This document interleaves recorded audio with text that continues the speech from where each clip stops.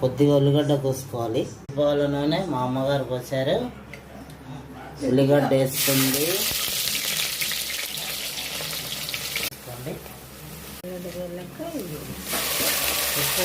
ఉల్లిగడ్డ వేసాక కూర వేస్తాం. అల్లం పసుపు చేసుకోవాలి.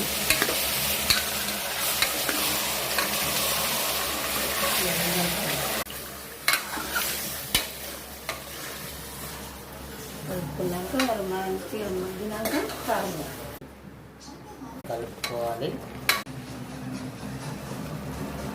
3 గంటలు 3 గంటలు 3 చెంచాలు టేబుల్ స్పూన్. అందుకే రైదా లైట్గా ఉప్పు వేసుకోండి. వాటర్ పెట్టాలి. కుక్కర్ మొత్తం 4 విజిల్లు అయినాక చికెన్